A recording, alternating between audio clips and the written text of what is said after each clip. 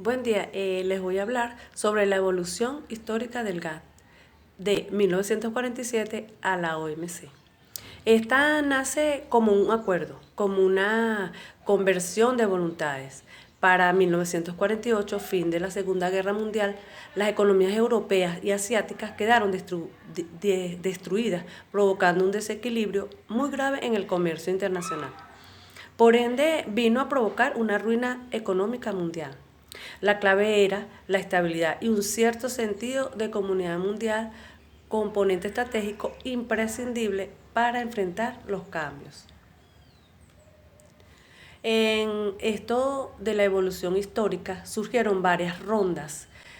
Para 1947 se dio un origen a un conjunto de normas sobre el comercio, a 45.000 concesiones arancelarias que afectaban aproximadamente a una quinta parte del comercio, y el grupo se había ampliado a 23 miembros. Estos y otros factores persuadieron a los miembros del GATT de que debía hacerse un nuevo esfuerzo para reforzar y ampliar el sistema multilateral. Ese esfuerzo se tradujo en la Ronda de Uruguay, la Declaración de Marrakech y la creación de la OMC. Para 1949, 1951, 1956 se tocaron temas, y el tema principal fue el tema sobre el arancel. En Ginebra, para 1960 y 61 se tocó el tema de los aranceles. Para 1964 al 67, en la ronda de Kennedy, los temas tratados fueron aranceles y medidas antidoping. Para 1973 y 79, los aranceles, las medidas no arancelarias y acuerdos relativos al marco jurídico fueron los temas tratados. Y para 1986 y 94, en la ronda Uruguay, los temas tocados fueron aranceles, medidas no arancelarias, normas, servicios, propiedad intelectual, solución de diferencias, textiles, agricultura, creación de la OMC, entre otros.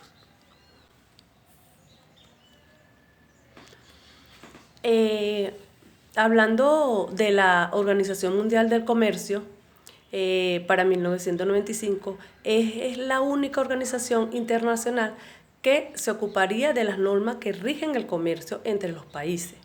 Los pilares sobre los que se descansa son los acuerdos de la OMC, que han sido negociados y firmados por la mayoría de los países que participan en el comercio mundial y ratificados por sus respectivos parlamentos. Y uno de sus principales objetivos es el de garantizar que los intercambios comerciales se realicen de forma más fluida, previsible y lo más libre posible.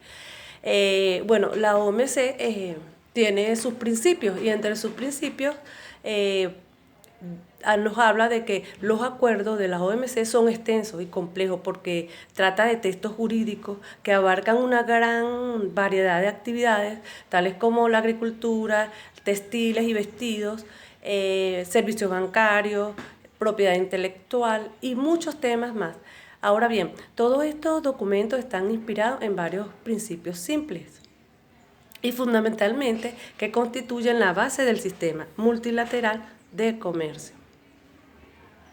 Entre sus principios tenemos que uno de sus principios es el comercio sin discriminaciones. En virtud de los acuerdos de la OMC, los países no pueden normalmente establecer discriminaciones entre sus diversos interlocutores comerciales.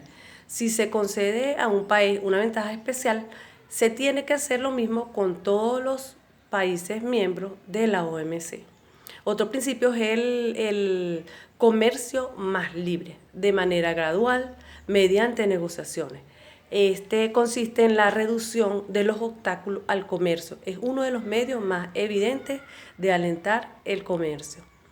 Otro principio es la previsibilidad mediante la consolidación y transparencia. En la OMC, cuando los países conviene en abrir sus mercados de mercancías y servicios, consolidan sus compromisos, tratan de líneas arancelarias, de modo que los porcentajes no sean tan ponderados en función del volumen o el valor del comercio con respecto a la mercancía.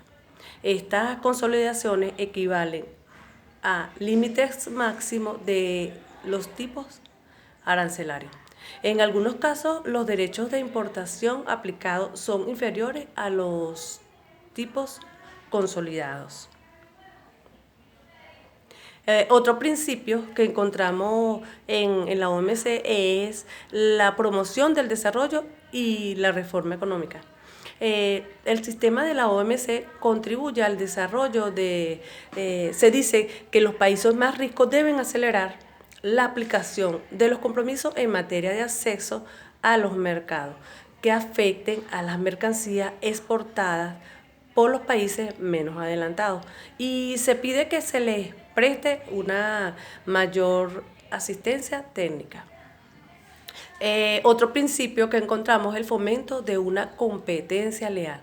Las cuestiones son complejas y las normas tratan de establecer lo que es leal o desleal y cómo pueden responder los gobiernos, en particular mediante la aplicación de derechos de importación adicionales calculados para compensar el daño ocasionado por el comercio desleal.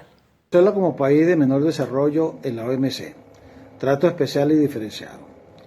Se refiere a la categoría de disposiciones legales en los acuerdos vigentes en la OMC, que otorga a los países en desarrollo una mayor flexibilidad en lo que respecta a la aplicación de los compromisos y el uso de instrumentos de políticas comerciales. Y a los países desarrollados el derecho a tratar a los países en desarrollo de manera más favorable. El trato especial y diferenciado se agrupa en 4 teorías. Primero, periodo de tiempo más largo para la aplicación de los acuerdos y compromisos. Segundo, las medidas para aumentar las oportunidades comerciales de estos países.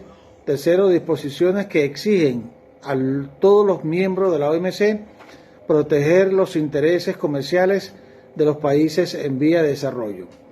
Y cuarto, el apoyo para ayudar a los países en desarrollo a crear la infraestructura para el trabajo de la OMC para manejar los conflictos y aplicar las normas técnicas. Propuestas relativas al trato especial y diferenciado. En la fase preparatoria de la Conferencia Ministerial de Seattle, realizada en diciembre de 1999, se presentaron una serie de propuestas para la profundización del principio de trato especial y diferenciado en los acuerdos de la OMC.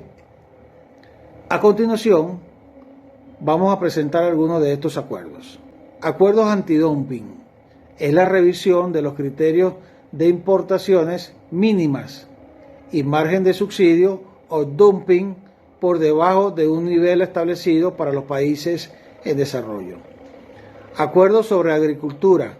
Es aumentar el acceso al mercado de productos de interés para los países en desarrollo.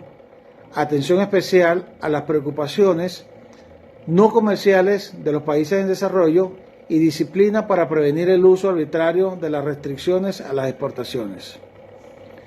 Acuerdo sobre aplicación de medidas sanitarias y fitosanitarias. Es el criterio más estricto para la elaboración de medidas sanitarias y fitosanitarias. Revisión del funcionamiento de los puntos focales. Acuerdo sobre subvenciones y medidas compensatorias.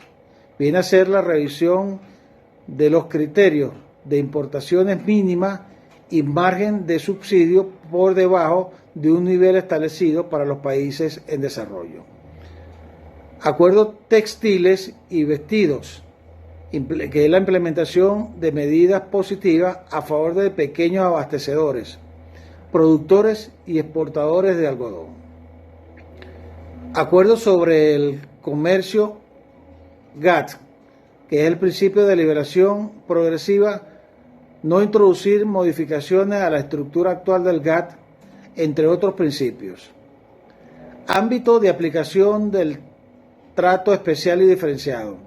En la medida que se han determinado las repercusiones de las reformas multilaterales, los textos aprobados en la OMC no aportan ninguna medida operativa directa para hacer frente a las consecuencias, excepto en el caso de los compromisos menores y más espaciados de acceso a los mercados y de subvenciones internas. El Acuerdo de Marrakech contempla una decisión ministerial sobre medidas relativas a los posibles efectos negativos del programa de reforma a los países menos adelantados. Y a los países en desarrollo, la OMC se comprometió con ellos a establecer mecanismos apropiados para asegurar que la aplicación de los resultados de la Ronda Uruguay. Consecuencia del cambio de paradigma de los países en desarrollo, ocurrió que los países no desarrollados comenzaron a participar activamente en algunos de ellos, los menos exitosos, en los mercados internacionales, siendo los más exitosos los países del sudeste asiático, que llamaron demasiado la atención y ejercieron demasiada presión competitiva sobre los socios comerciales como para ser obviados.